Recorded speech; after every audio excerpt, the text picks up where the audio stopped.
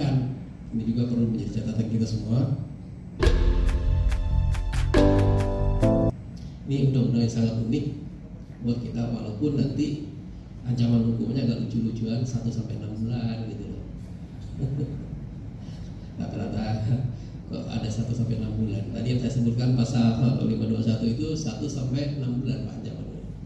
Lucu juga saya bilang. Biasanya 1-12 bulan, 1-6 bulan. Ya tapi itulah undang-undang yang sudah disetujui DPR dan Presiden, dan kami harus melaksanakan serta para penegak hukum dan akan menegakkan hukum sebaik-baiknya. Para hadirin sekalian, bagi yang ingin mengajukan pertanyaan dan membawa keberhasilan bagi kedua belah pihak. Nah, tapi di teman-teman yang lain, di kabupaten kota yang lain tidak seperti kami di Kota Kendari.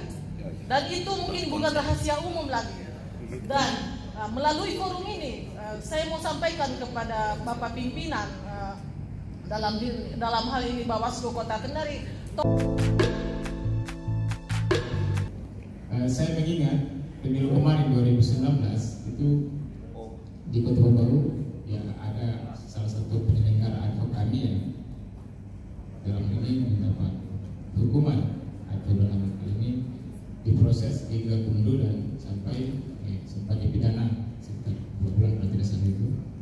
Ya, sebenarnya dari beberapa keterangan yang hasil fisik ya seperti itu sebenarnya bisa diselesaikan, tidak didorong, tapi ada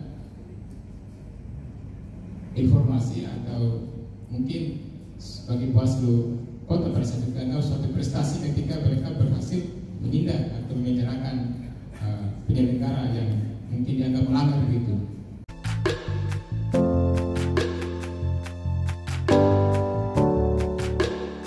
Pilihnya paling benar dan paling bersih. Karena bahwasanya pelaksanaan pemilu ini semua orang punya akal dan semua orang punya intrik. Karena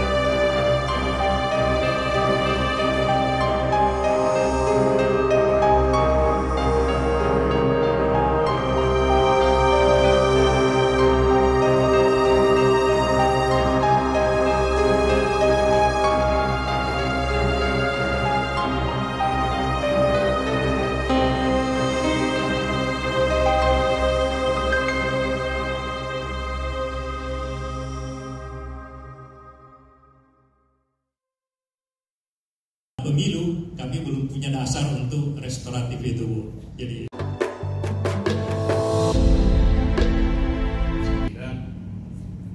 kita harus bangun mindset yang sama bahwa sukses pemilu adalah sukses bersama. Itu yang pertama, termasuk teman-teman partai.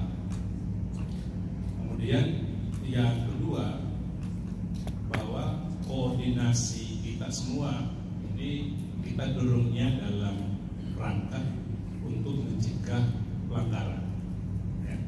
Dalam rangka untuk kita mencegah pelanggaran, bukan untuk selingkuh terkait dengan ada kasus yang kemudian mau diselesaikan dengan cara-cara yang tidak dibenarkan oleh regulasi kita. Kita bisa habis bersama.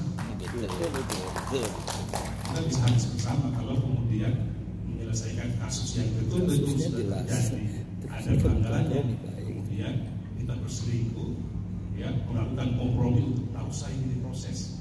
Itu problem tersendiri juga buat kita. Maka tadi yang kita dorong kebersamaan kita, KPU, Bawaslu, partai politik, polisi, jaksa, ini dalam rangka kita melakukan pencegahan.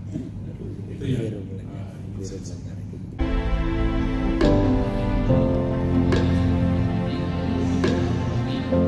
Saya dan kami Bawaslu secara keseluruhan sebenarnya sudah pernah undi atau mendaftar inventaris masalah terkait dengan pasal-pasal yang berhubungan dengan tindak pidana umum. Saya memegang buku ini yang kebetulan dibuat oleh Pak Udu, dan berdasarkan hasil Rakornas tanggal 6 sampai 7 Desember 2018 ada di sini semua. Memang Pak, bukan salah Bawaslu, jadi Abang Aspido menyatakan Bawaslu. Karena ini undang-undang, ini harus kita salahkan DPR, dan DPR sengaja membuat kita menjadi linglung. Saya sebutkan pasal 280 ayat 1. Selain saya mencoba mengadopsi beberapa asas dalam penjatuhan putusan yang ini berlaku umum sebenarnya dalam ranah putusan apa saja, ya, putusan di pengadilan negeri, perkara pidana, perkara perdata, perkara tata usaha negara, perkara hubungan industrial dan lain sebagainya. Di sini ada sudah tayang, ya. Tidak boleh asas yang paling utama memang bahwa putusan Bawaslu itu tidak boleh tanpa pertimbangan. Kalau kita mengacu kepada asas penjatuhan putusan, ini juga diadopsi pada beberapa kasus, bukan hampir semua putusannya. Tidak sedikit putusan di tingkat pertama dianulir di tingkat berikut itu karena dia cacat pada pertimbangan. Nah, demikian pula di Bawaslu terbuka juga ruang koreksi. Tetapi pada prinsipnya bahwa menjatuhkan putusan mesti ada dasarnya, mesti ada korelasi antara peristiwa, menerapkan hukum pada peristiwa yang konkret lah istilahnya.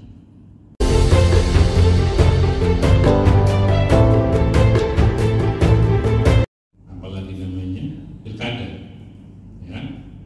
Nah, sudah direkomendasikan, pelapor dia sudah tahu, oh Bawaslu merekomendasikan ada kekeliruan dalam rekap.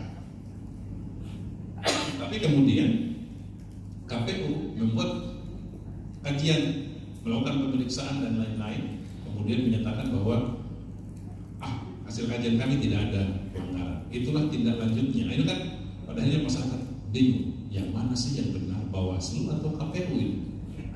Muncul rasa ketidakpastian. Jadi ini yang saya kira kemarin kita masih, apalagi dalam diskusi, ya, Pak Hasim pada dasarnya mengusulkan itu supaya apakah mungkin terkait dengan pelanggaran administratif KPU dan Bawaslu bisa membuat kayak sentra gakumdu, kira-kira begitu, sehingga dari awal KPU juga sudah paham bahwa oh ini peristiwa hukum yang dilaporkan dan kira-kira cara penanganannya seperti apa. Nah itu ya. Tapi selama itu belum disepakati di tingkat pusat, berarti kan kita masih akan menggunakan mekanisme yang lama, ya. Nah itu karena apalagi namanya